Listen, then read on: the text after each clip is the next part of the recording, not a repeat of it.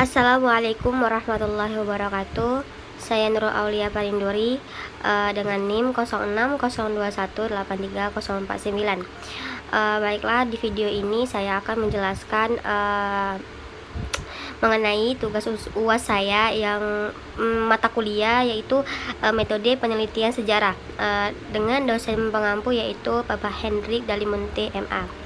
Nah, sebagaimana judul proposal saya ialah museum sebagai sumber pembelajaran sejarah dengan situs pada Museum Negeri Sumatera Utara.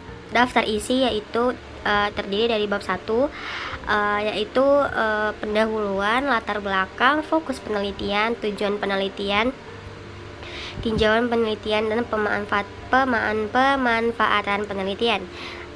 Bab 2 yaitu terdiri dari kajian pustaka, yaitu kajian pustaka, kerangka pikiran, dan hipotesis. Dan di bab 3 yaitu isinya sebagian yaitu metode penelitian. Bismillah.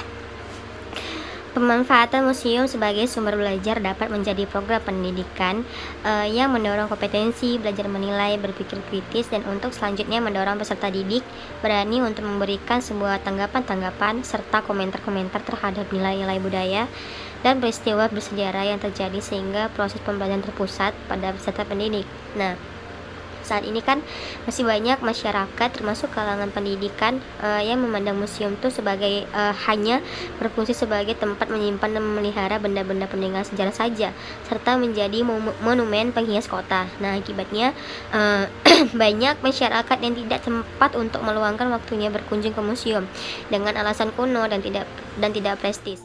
Museum tidak hanya berfungsi sebagai lembaga yang mengumpulkan dan memamerkan benda-benda yang berkaitan dengan sejarah berkembang kehidupan manusia dan lingkungan, tetapi merupakan suatu lembaga yang mempunyai tugas untuk melakukan pembinaan dan pengembangan nilai budaya bangsa guna memperkuat kepribadian jati diri bangsa, mempertebal keimanan dan ketakwaan kepada Allah, serta meningkatkan rasa harga diri dan kebanggaan nasional. Nah, oleh karena itulah museum dapat berguna sebagai sumber belajar yang digunakan dalam pendidikan, baik pada pendidikan dasar, menengah, ataupun pendidikan tinggi dan lain-lainnya.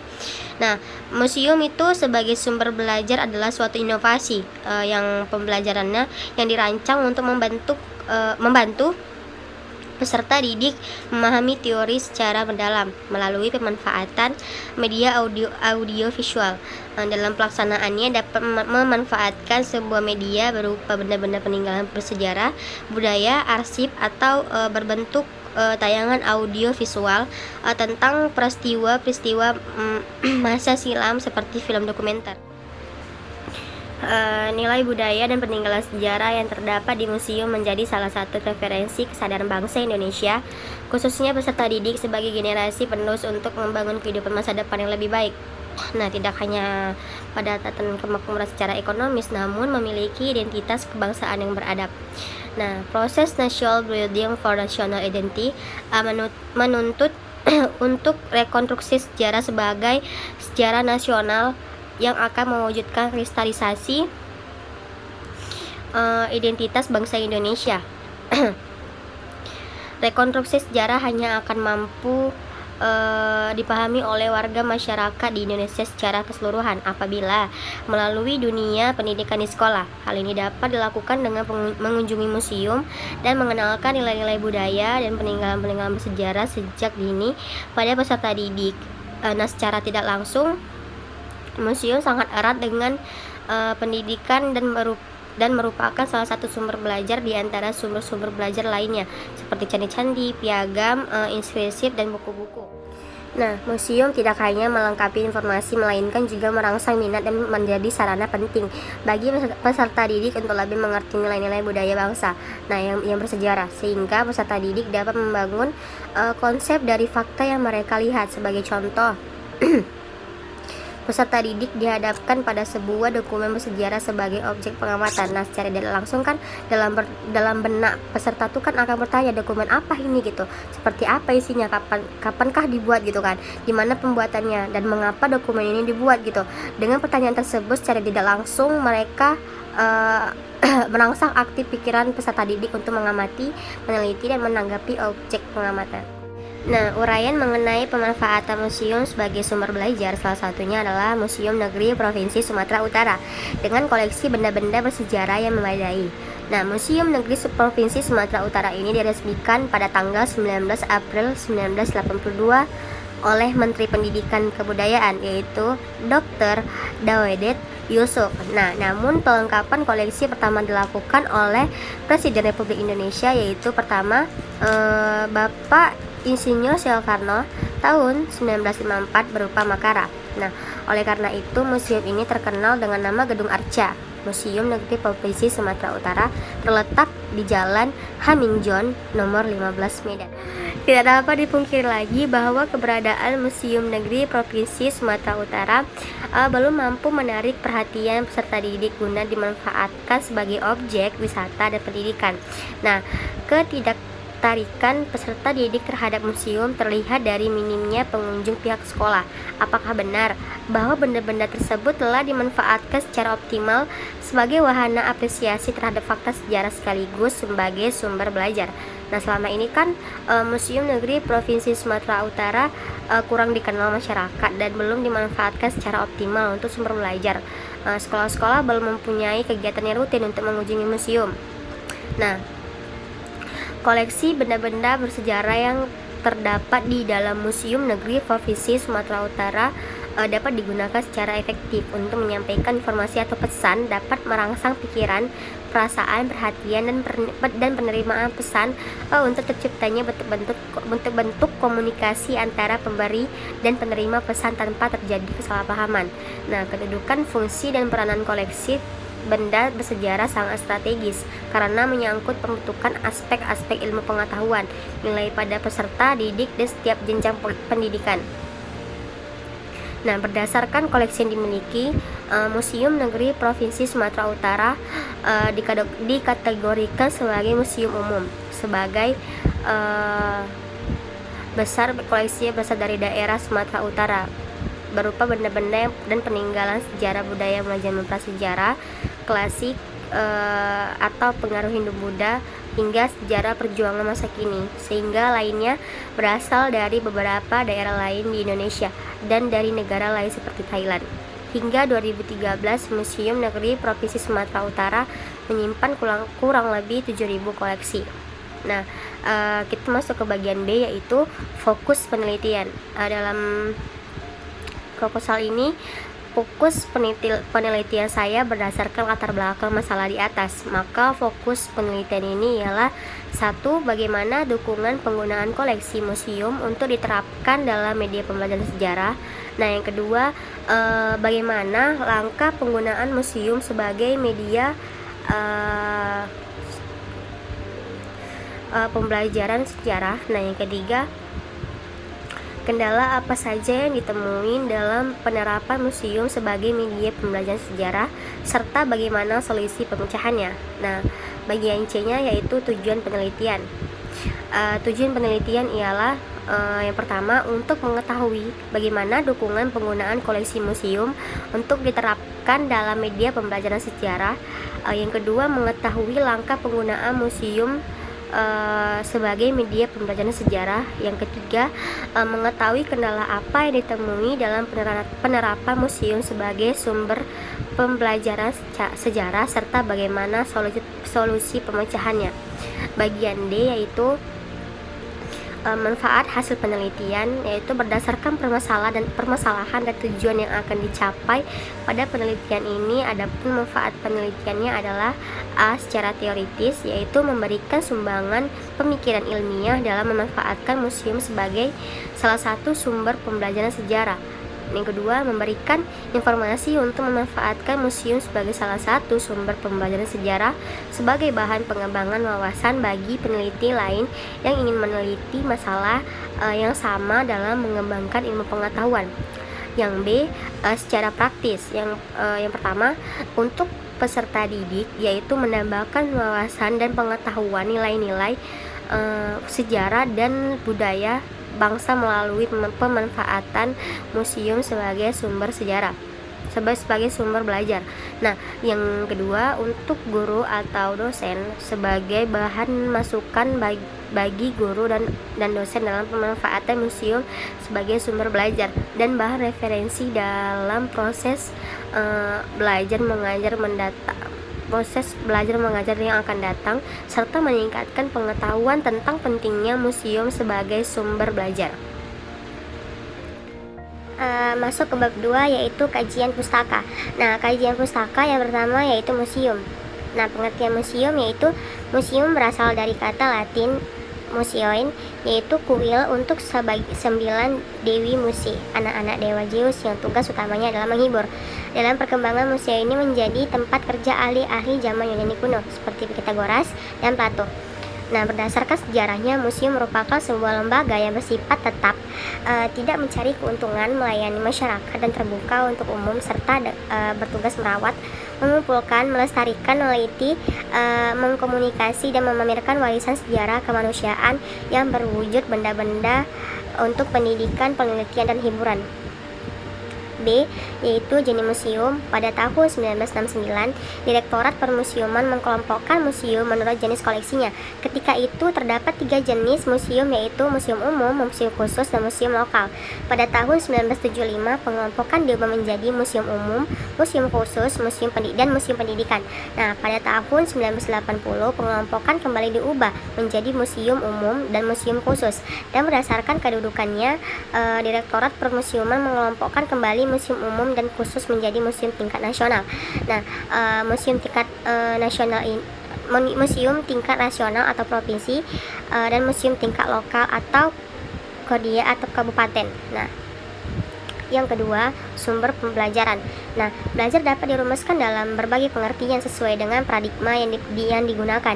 Dari pengertian belajar menurut behaviorisme, kognitivisme, konstruktivisme, dapat disimpulkan bahwa belajar adalah usaha sadar dan dilakukan secara terencana, sistematis, dan menggunakan metode tertentu untuk mengubah perilaku relatif Allah. Nah, yang kedua, sumber pembelajaran. Belajar dapat dirumuskan dalam berbagai pengertian sesuai dengan paradigma yang dipergunakan. Dari pengertian belajar menurut behaviorisme, kognitisme, dan konstruktivisme, dapat disimpulkan bahwa belajar adalah usaha sadar yang dilakukan secara terencana, sistematis, dan menggunakan metode tertentu untuk mengubah perilaku relatif menetap melalui interaksi dengan sumber belajar. Nah, dengan demikian, sumber belajar pun merupakan salah satu yang komponen dalam kegiatan belajarnya itu yang kemungkinan individu memperoleh pengetahuan, kemampuan, sikap, dan keyakinan, emosi, dan perasaan. Nah, sumber belajar memberikan pengalaman belajar, dan tanpa sumber belajar tidak mungkin proses belajar dapat terlaksana dengan baik. Kita masuk ke bagian kerangka pikir. Nah, di kerangka pikir ini dijelaskan museum adalah suatu lembaga yang melayani kepentingan masyarakat dan kemajuan, yang memelihara, meneliti, dan mengkomunikasi benda-benda pembuktian material manusia dalam lingkungannya untuk tujuan studi, pendidikan, dan rekreasi. Nah, Museum Negeri Sumatera Utara adalah sebuah museum terbesar di Sumatera Utara, Kota Medan. Museum Negeri Sumatera Utara menyimpan beberapa jenis koleksi, diantaranya adalah geologi, biologi, etnografi, arkeologi, numismatik atau heraldik, historis, filologi, keramologi, seni rupa, dan teknologi. Nah, Museum Negeri Provinsi Sumatera Utara dapat dijadikan sebagai objek sumber belajar bagi para siswa. Nah, kegiatan pembelajaran yang monoton yang dirasai membosankan dapat diratasi dengan mengunjungi museum provinsi untuk melihat langsung sebuah objek, maka pengetahuan yang didapat tidak mudah hilang. Pengetahuan yang didapat melalui pengamatan langsung akan lebih mudah diingat oleh para mahasiswa atau siswa. Baiklah, kita masuk ke C, hipotesis. Nah, hipotesis itu merupakan jawaban sementara terhadap rumusan masalah penelitian. Nah, dikatakan sementara yaitu karena jawaban baru didasarkan pada teori yang relevan, belum didasarkan pada fakta empiris yang diperoleh melalui pengumpulan data. Nah, berdasarkan rumusan masalah dan uraian kajian pustaka, maka dapat dirumuskan hipotesis sebagai berikut. Nah, yang pertama tuh sangat berpengaruh dukungan penggunaan koleksi museum untuk diterapkan dalam media pembelajaran sejarah di Museum Negeri Sumatera Utara. Nah, yang kedua, terdapat kendala yang ditemuin dalam penerapan museum sebagai media pembelajaran serta bagaimana solusi pemecahannya. Nah, yang ketiga tuh terdapat langkah penggunaan museum sebagai media pembelajaran sejarah. Baiklah, kita masuk ke bab 3, yaitu metode penelitian. Nah, di mana metode penelitian itu ada poin A, yaitu pendekatan dan jenis penelitiannya. Baiklah, saya akan menjelaskan pendekatan dan jenis penelitian yang saya gunakan pada proposal ini. Nah, jenis penelitian yang berjudul Museum sebagai Sumber Pembelajaran Sejarah menggunakan jenis penelitian kualitatif dengan menggunakan model Miles dan Huberman. Nah, konsep model Miles dan Huberman ini adalah analisis dilakukan secara interaktif dan berlangsung secara terus-menerus sampai tuntas. Nah, sedangkan aktivitas dalam analisis meliputi reduksi data, penyajian data, serta penarikan kesimpulan data dan verifikasi. Dalam penelitian kualitatif, peneliti harus datang langsung ke museum untuk melakukan penelitian dan melakukan observasi yang bertujuan untuk menemukan permasalahan yang ada. Nah, adapun karakter penelitian kualitatif atau naturalistik adalah penelitian yang alami. Nah, pengertian sebagai instrumen kunci, teknik pengumpulan data dilakukan secara gabung, data yang dihasilkan bersifat deskriptif, dan analisis data dilakukan secara induktif, dan penelitian ini lebih menekankan makna daripada generalisasi.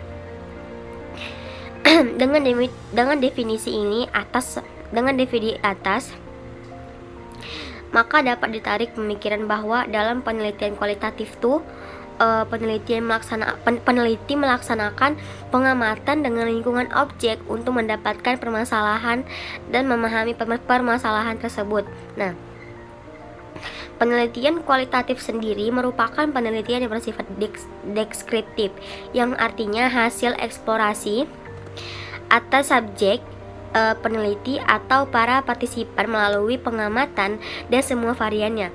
Nah, sifat penelitian kualitatif ini yang deskriptif ini mempertegas dan menentukan bahwa penelitian secara rinci melakukan dan menggambarkan pengamatan serta kegiatan wawancara yang dilakukan di lapangan.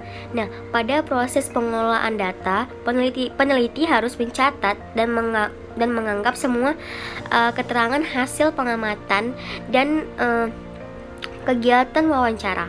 Nah, meskipun akan ada jawaban atau data dari sumber berasal dari satu sudut pandang atau subjektif, namun peneliti harus tetap memasukkan dari data tersebut. Nah, karena apapun data dari narasumber merupakan realiti yang terjadi di lapangan tempat dilakukannya penelitian tersebut.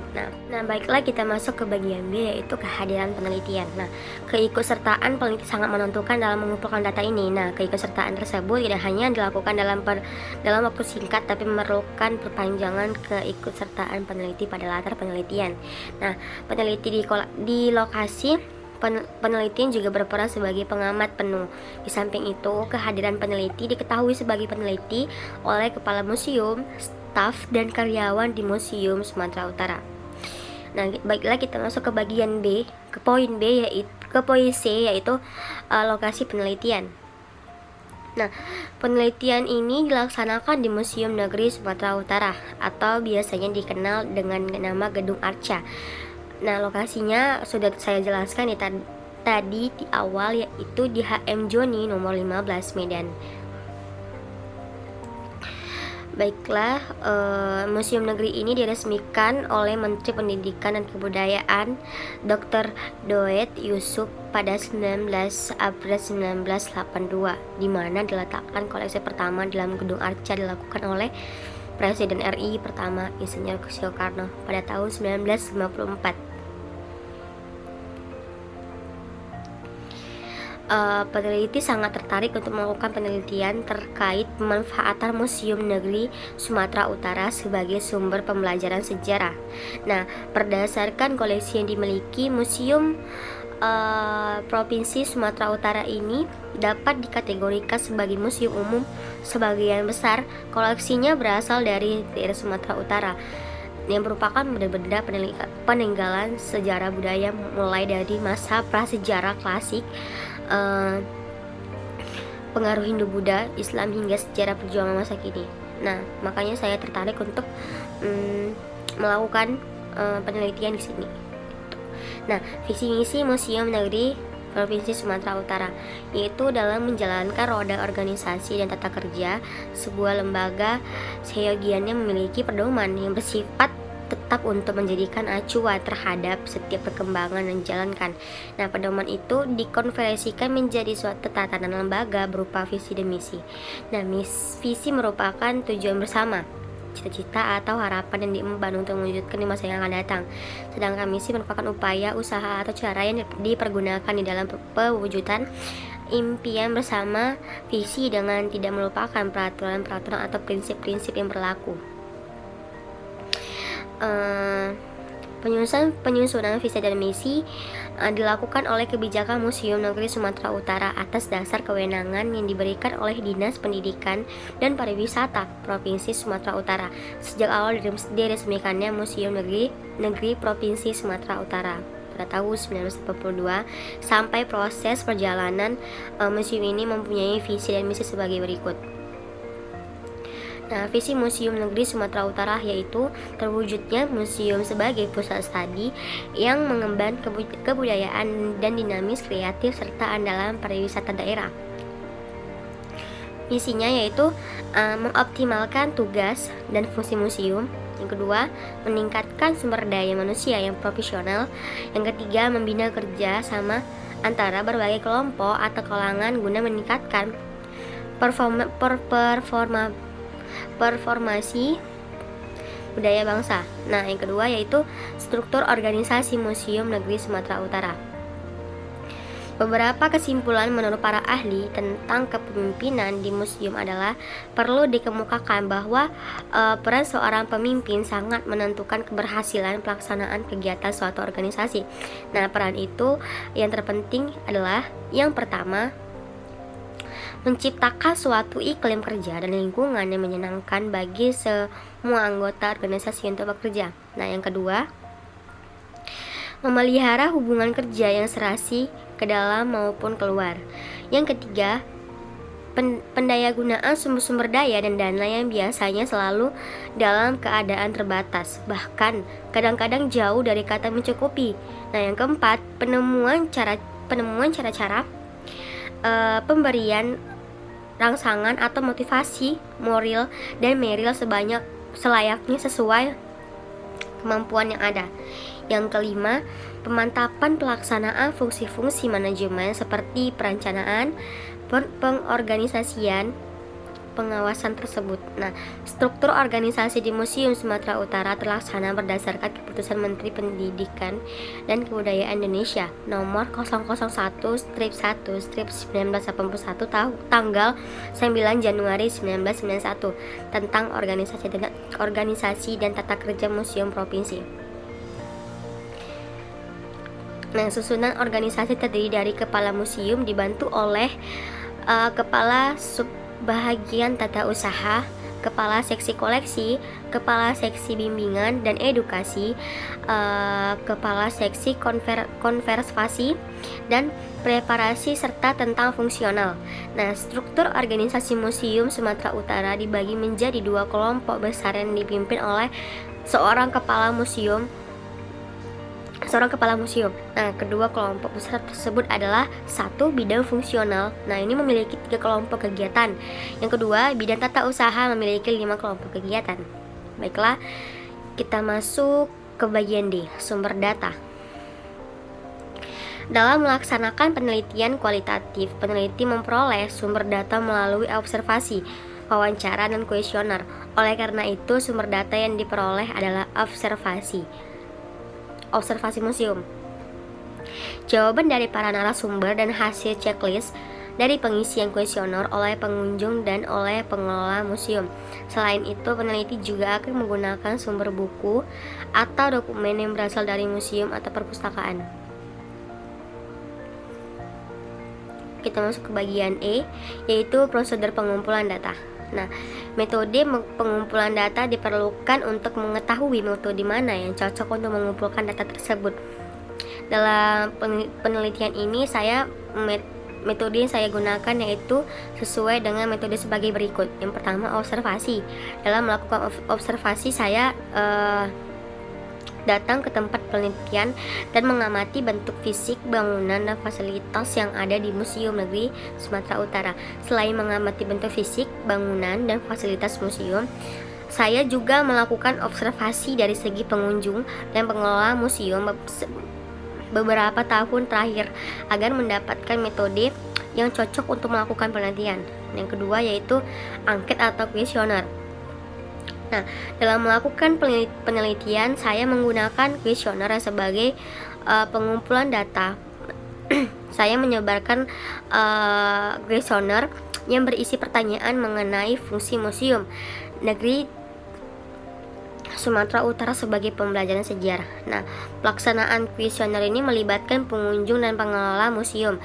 Jika data yang didapat kurang atau belum mencapai target, kuesioner juga melibatkan masyarakat sekitar sampai data penelitian dirasa cukup atau mencapai target. Nah, pada penerapan ini saya dibantu oleh beberapa rekan untuk melakukan kuesioner. Hal ini dilakukan lebih efektif dan efisien dalam melakukan waktu dan tempat pelaksanaan kuesioner. Yang ketiga yaitu wawancara. Metode wawancara, saya terlebih dahulu menyusun pertanyaan yang berfokus pada sumber belajar yang ditanyakan kepada narasumber. Nah, seperti hal kuesioner, saya melibatkan pengunjung, pengelola, bahkan masyarakat sekitar museum untuk mendapatkan data penelitian. Nah, wawancara dengan narasumber dilakukan di tempat narasumber berada atau juga di daerah Museum Negeri Sumatera Utara. Nah, jenis wawancara yang saya gunakan adalah jenis wawancara semi terstruktur. Nah, tujuan dari wawancara ini adalah untuk menemukan permasalahan secara lebih terbuka. Pihak yang diajak wawancara diminta pendapat dan ide-idenya. Nah, dalam melakukannya, saya mendengarkan secara teliti dan mencatat apa yang ditemukan oleh narasumber. Kita masuk ke bagian F, yaitu analisis data. Nah, proses analisis dibagi ke dalam 3 alur kejadian, yaitu reduksi data, penyajian data, verifikasi, dan kesimpulan. 4 alur tersebut dijelaskan sebagai berikut. Nah, yang pertama tuh reduksi data. Data yang diperoleh dari laporan jumlah cukup banyak. Nah, untuk itu maka perlu dicatat secara teliti dan rinci. Mereduksi data berarti merangkum, memilih hal-hal pokok, memfokuskan pada hal-hal yang penting. Dicari tema dan polanya. Oleh karena itu, saya wajib memilih dan memfokuskan data yang berasal dari responden atau narasumber guna memperoleh data yang kredibel. Nah, reduksi data dalam penelitian ini dilakukan berdasarkan pada hasil dari pengumpulan data melalui observasi dan kuesioner wawancara terhadap pengunjung Museum Sumatera Utara. Untuk menganalisis data kuesioner, saya menggunakan teknik penelitian acuan patokan yaitu PAP. Nah, tujuan PAP adalah untuk mengukur secara pasti tujuan atau kompetensi yang ditetapkan sebagai kriteria keberhasilannya. Dalam penelitian ini, saya menggunakan penilaian acuan patokan berskala 5. Nah, penafsiran menggunakan penilaian acuan patokan dapat menggunakan langkah sebagai berikut.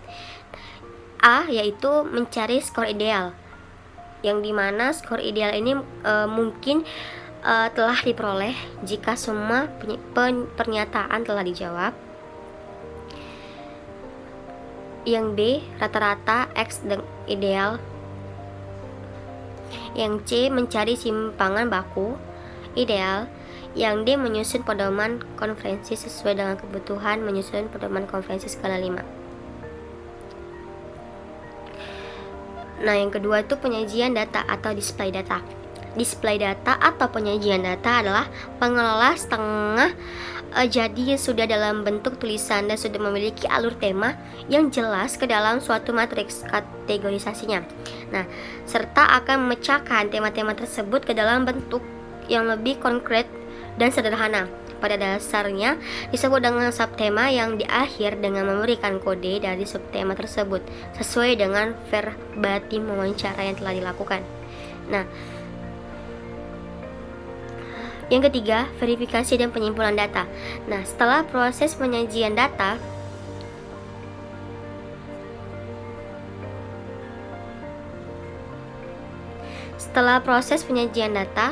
selanjutnya peneliti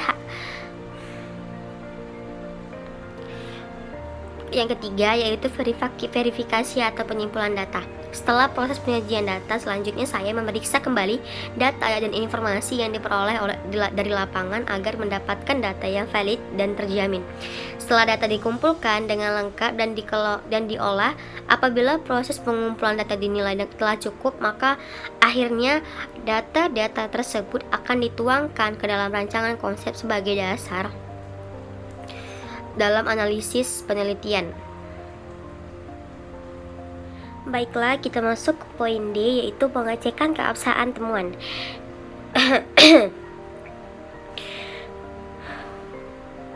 Dalam pengujian keabsahan data penelitian, maka saya menggunakan teknik triangulasi, yaitu teknik yang dilakukan dengan meminta penjelasan lebih lanjut mengenai data yang diperoleh dengan mencari informasi lebih dari satu orang.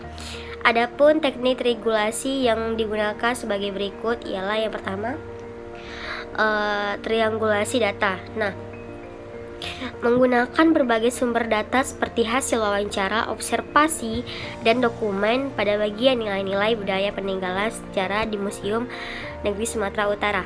Nah, yang kedua, triangulasi teori,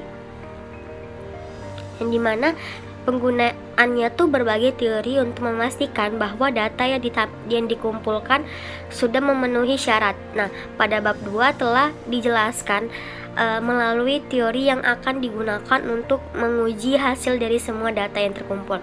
Yang ketiga, triangulasi metode.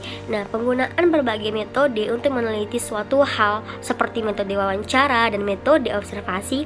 Dalam penelitian ini saya melakukan metode wawancara. Nah, kita masuk ke poin G, yaitu tahapan-tahapan penelitian. Nah, kita masuk ke poin G, yaitu tahapan-tahapan penelitian. Nah, dalam melakukan penelitian kualitatif perlu mengetahui tahap-tahap yang akan dilakukan dalam proses penelitian ini. Nah, adapun tahap penelitian secara umum terdiri dari 4 tahap, yaitu A. Tahap pralapangan. Dalam melakukan tahapan ini saya perlu mempertimbangkan etika dalam penelitian lapangan yang diurai sebagai berikut. Yang pertama, memilih lapangan penelitian.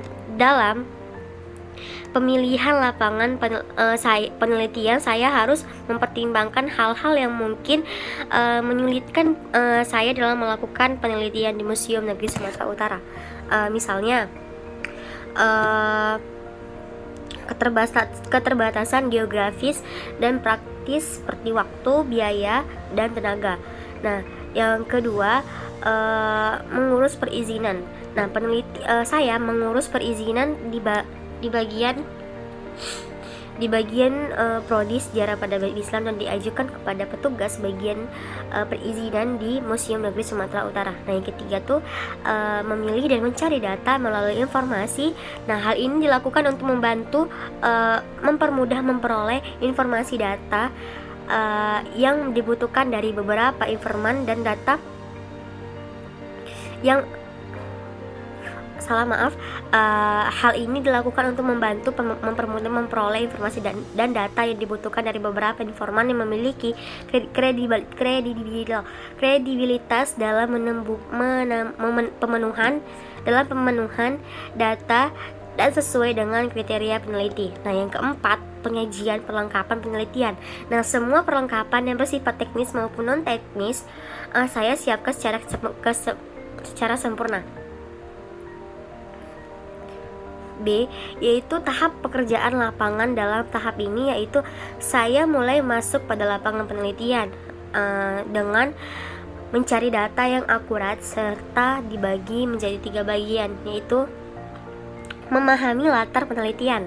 Nah, memahami latar penelitian ini diperlukan agar saya lebih mengetahui seluk-beluk Museum Negeri Sumatera Utara yang menjadi tempat penelitian saya. Nah, hal ini dilakukan dengan cara mengikuti, mengamati, dan menganalisis kegiatan di Museum Negeri Sumatera Utara. Nah, terutama mengenai pemanfaatannya sebagai pembelajaran sejarah sebelum menulis laporan penelitian. Nah, yang kedua, memasuki lapangan. Nah, kegiatan ini dilakukan dengan cara mengikuti kegiatan di museum, sehingga dengan hal itu saya dapat mengetahui komunikasi pemasaran di Museum Negeri Sumatera Utara yang berbasis integrasi media dan event, publikasi, serta promosi. Yang ketiga, berperan serta sambil mengumpulkan data. Nah, kegiatan ini dilakukan dengan cara mendekati narasumber pada saat berlangsungnya kegiatan serta melakukan wawancara dengan berbagai informan yang masuk dalam kriteria sebagai informan. Pengumpulan data juga dilakukan melalui kegiatan dokumentasi. Bagian C, tahap analisis data.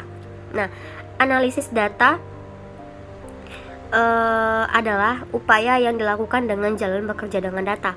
Nah, mengorganisasikan data, memilih-milah menjadi satuan yang dapat dikelola, mensistesiskannya, mencari dan menemukan pola, menemukan apa yang penting dan apa yang dipelajari, dan memutuskan apa yang dapat diceritakan kepada orang lain. Nah, pada tahap inilah saya mengumpulkan semua data berupa hasil observasi, kuesioner, wawancara, pengamatan lapangan, serta dokumen-dokumen yang mendukung, kemudian disusun, dikaji, serta ditarik kesimpulan dan dianalisis dengan analisis induktif. Bagian D, tahap penulisan laporan. Nah, penulisan laporan merupakan hasil akhir dari suatu penelitian, sehingga saya mempunyai pengaruh terhadap hasil laporan. Hal ini dilakukan setelah mengikuti kegiatan di Museum Sumatera Utara dan menganalisisnya. Nah, sekian pemaparan mengenai proposal saya yang berjudul Museum sebagai sumber pembelajaran sejarah pada situs Museum Negeri Sumatera Utara. Semoga apa-apa yang saya sampaikan bermanfaat untuk kita semua. Lebih kurang saya mohon maaf. Pada Allah saya mohon ampun apabila kata-kata saya ada yang salah, mohon dimaafkan. Kurang lebih itu kesalahan dari saya yang baik-baik datangnya dari Allah. Wassalamualaikum warahmatullahi wabarakatuh.